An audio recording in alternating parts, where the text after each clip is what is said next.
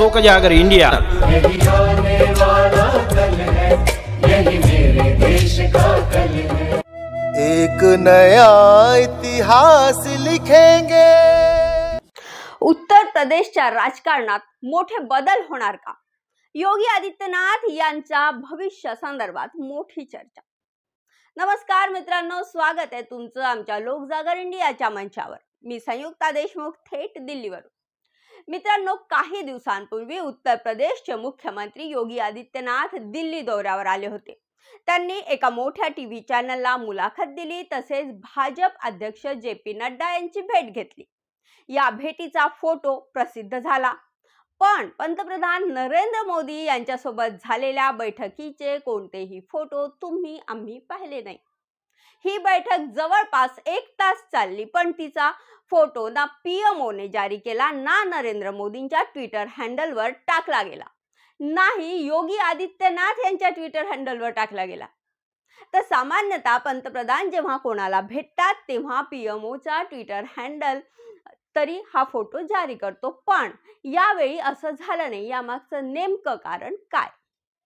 याच दौऱ्यात योगी आदित्यनाथ यांनी एका टीव्हीला मुलाखत देताना सांगितलं की लखनौच्या पुढे दिल्लीमध्ये काही करण्याचा विचार आहे का असं त्यांना विचारलं। यावर त्यांनी उत्तर दिलं की त्यांना गोरखपूरला जाणं जास्त पसंत आहे। त्यांनी हे विधान का केलं? त्यांना गोरखपूरला जाण्याचे संकेत दिले गेले आहेत का?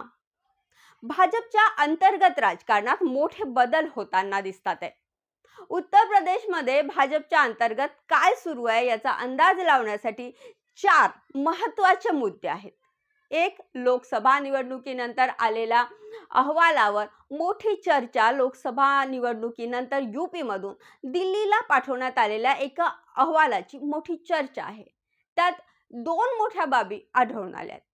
एकतर उत्तर प्रदेशात राजपूत समाजाची नाराजी वाढल्याचं या अहवालात नमूद करण्यात आलं आहे, आणि निवडणूक आयोगाच्या मतदार यादीत मोठ्या प्रमाणावर फेरफार करण्याचा आरोपही आहे।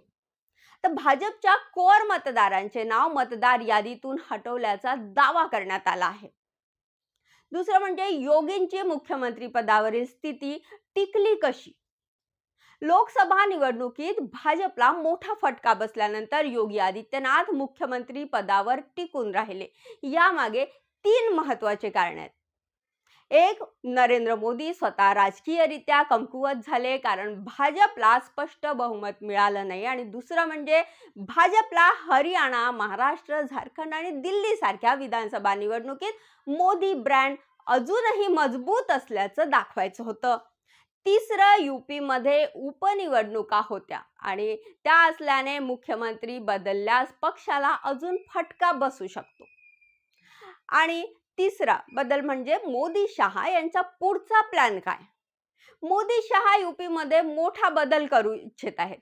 विशेषतः जातीय जनगणना आणि नवीन मुख्यमंत्री निवडीसाठी योगी यांना बाजूला करण्याचा विचार सुरू आहे। त्यामुळेच ओबीसी समाजातील नेत्याला मुख्यमंत्री बनवून जातीय जनगणनेची मागणी कमी करता येईल असा भाजपचा प्लॅन आहे। चौथं, संघाच्या पाठिंब्याची कमतरता झाली आता।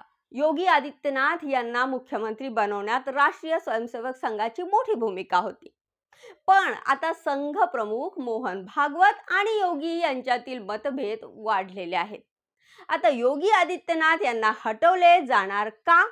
तर जर भाजपने आता योगी आदित्यनाथ यांना हटवलं नाही तर नंतर त्यांना काढणं कठीण होऊन जाईल।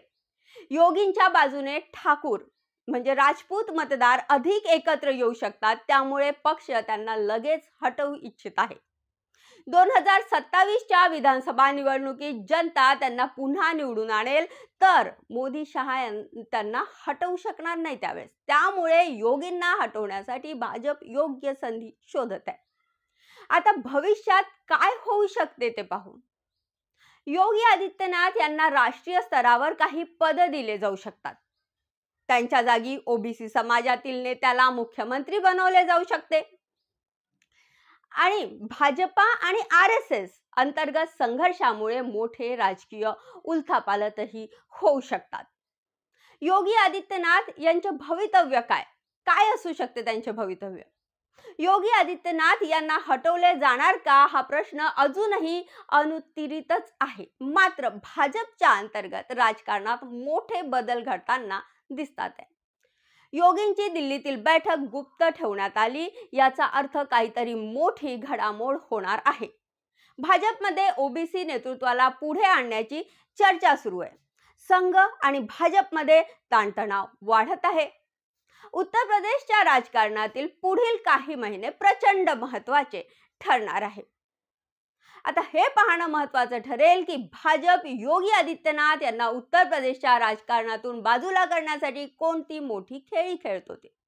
तुमच्या मते योगी आदित्यनाथ मुख्यमंत्री राहतील की हटवले जातील? आम्हाला कमेंट बॉक्समध्ये कमेंट करून तुमचे मत नक्की कळवा. आजच्यासाठी एवढेच. परत भेटू एका नव्या विषयासोबत. तोपर्यंत पाहत रहा लोकजागर इंडिया. मी संयुक्ता देशमुख, थेट दिल्लीवरून.